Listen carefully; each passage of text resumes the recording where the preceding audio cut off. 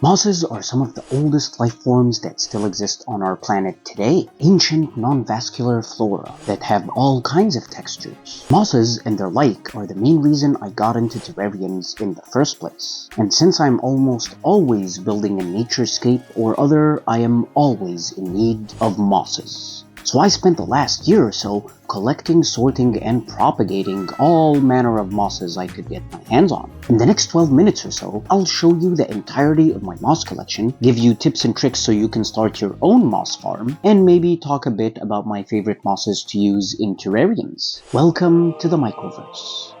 All of the mosses I will present to you have been obtained from nature, which I have processed, quarantined, and acclimated to terrarium conditions. While these mosses are temperate, meaning they go dormant in the winter, they have flourished exponentially in terrarium conditions all year round. After the moss undergoes my stringent protocol, more on that later, I set up one of these grow boxes. Since moss doesn't grow very vertically, I use a plastic container with a transparent dish type lid. I set these prop boxes up like I would a terrarium, with a false bottom, a mesh barrier, and then the substrate. This is where the moss will remain under careful observation until the need arises for a specific type of moss. There are a couple of areas around the microverse that collectively form this moss farm. The first is right under the nation of Amphibia. The lighting I used in this area is a full spectrum grow light that I got from Amazon. Affiliate link in the description below. And I have had great success with this light all over the microverse. This light system is linkable, so you can have up to 6 lights linked together, and they come with more than one mounting method / option. These lights have helped me grow some of my masterpieces, as well as the moss farm and the plant nursery. But that's a topic for another time, if you're into that sort of stuff.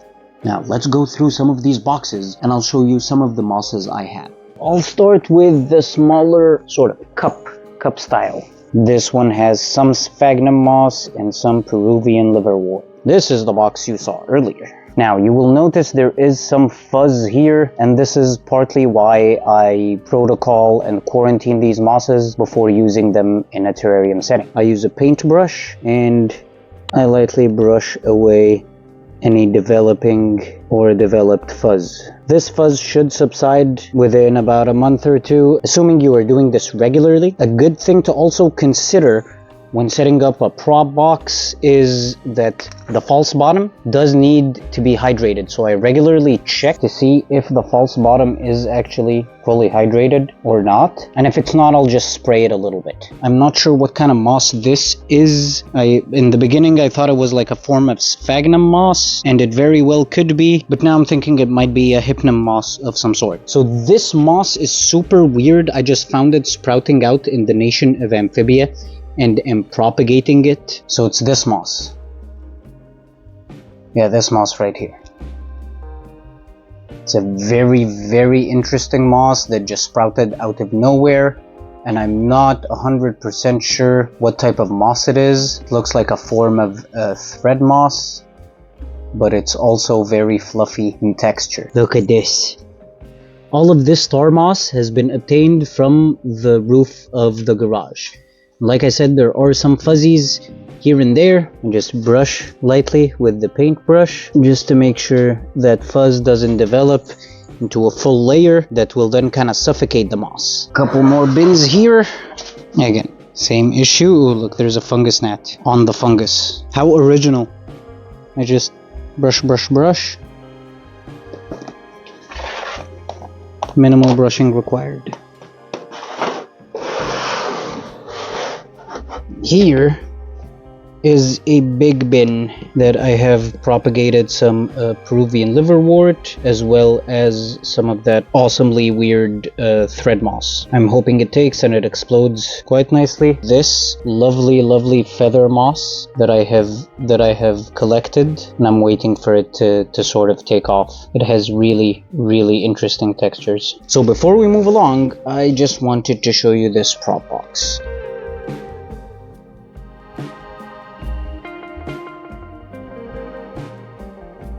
Lots of things going on here, but essentially this started as a Ficus pumila curcifolia, or the oak leaf creeping fig prop box, And I wanted to also propagate string moss, which is like kind of this type of moss. And then, you know, every once in a while you get the odd cutting that you don't know what to do with. You get the odd propagation that you don't know what to do with. So we have, I believe this is a type of begonia here or other, just by the leaf shape. It's not the trailing watermelon begonia, I know that for a fact because I have a bunch of those and they do not grow this slowly. That would be nice if they did. And we have a little jewel orchid right here. It's such a cutie pie and one of the only surviving jewel orchids within the microverse. But yeah, there's also a patch of badge moss. If you can see here the difference in texture between badge moss here and the string moss there. These prop boxes are also a place that I like to process hardscape. It just means I leave the hardscape in there for the springtails and isopods to sort of completely defungus if I'm going to be using it in a terrarium and not in a aquarium. Ooh, check this out. So this is quite the nice stuff, the fern moss that I have here. I just love the texture of the fern moss. It's so uniquely ferny. This is the Farticle, terrarium supervisor. It's not very happy with us moving. But yes, just a quick little thing. This is what it looks like on the outside. All snow and doom and gloom. But on the inside, we've got a tropical paradise going. Take that, winter. Underneath the Greater Guild of Gaconia, we have this little area. I just wanted to talk about the lighting here, because the lighting here is a little different. I use the Nicrew Aquarium lights. It's an RGB LED light. I absolutely love their sunrise and sunset settings, because it sort of ramps up the light as opposed to just like opens up the floodlights and it's blinding, so it doesn't startle the fish. Or in this case, the moss. This is what I call my hex tile box. I am using the seedling tray to ensure that I have healthy propagatable samples of all the types of mosses that I have collected, just in case my stores were depleted due to a ginormous build like the Great Guild of Gaconia over here. I would still have enough mosses and varieties of mosses to restart the farm. Since we're here in the hex tile area, wherein resides all of the varieties of moss I have ever collected, I'm gonna go through some of my favorites. Do keep in mind that I love all mosses, and favorites here, while they might be numbered, they're not actually in a specific order.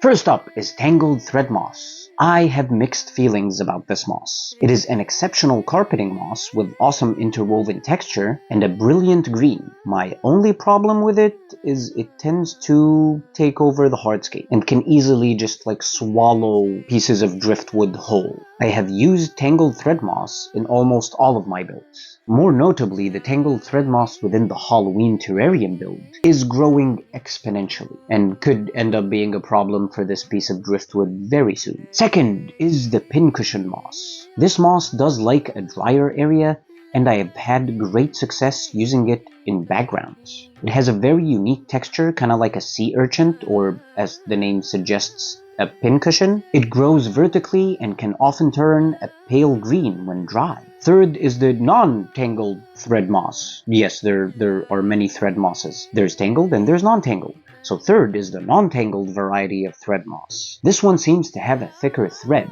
and grows vertically, and sports an even brighter green than its tangled cousin. Its small, delicate texture makes it perfect for smaller scapes. Fourth is Hypnum moss. With a fluffy texture and a bright green, this moss grows vertically, but can spread horizontally, making it a good carpeting and mid-ground moss. Fifth is live sphagnum moss, with its very bright green that goes pale occasionally. And to the best of my knowledge, it is the largest of the mosses. Well, it's largest of the mosses I have. It grows vertically, and when established, can be the tallest growing of all the mosses that I have a know of. Fun fact, due to its exceptional water absorption, and likely due to the scarcity of cotton pads, dried sphagnum moss was used to dress wounds in World War II. Sixth on our list is the haircap moss, a delicate dark green colored moss that likes a lot of humidity. It grows vertically and is one of the slower growing mosses, but gives a fluffy, feathery texture when mature. Speaking of feathers, 7th on our list is the feather moss. Also sporting a dark green, this moss grows vertically in a feather formation, making it very uniquely textured amongst the mosses I have and know of. 8th on our list is the tree moss. This moss has a structure resembling a tree, a palm tree to be specific, making it ideal as a centerpiece moss or a mid to background moss. 9th is star moss, getting its name from the star-like growth pattern that this moss exhibits. It also grows vertically and ranges in color based on if it's new growth or old growth. The old growth will be a darker green than the brilliant greens of the new shoots. 10th is not a moss, but close enough. It is a liverwort from the Peruvian jungle. It grows compact and looks like coral reef formations when spreading, and has quickly become my absolute favorite carpeting moss. Not a moss, just a liverwort. It doesn't completely take over the hardscape and is slow growing but can spread very quickly. I obtained this liverwort from Understory Enterprise while acquiring some rare plants. I have been hoarding quite a bit of rare plants. If that's something you'd like to see, let me know in the comments below. Even though this liverwort was purchased from a reputable source, I still put it through an intensive quarantine and propagation process before I use it or any other moss in a terrarium. I'll show you the entire process of identifying, collecting, and propagating any type of moss that you would happen upon. Just click here. Yes, that button there. May the moss be with you.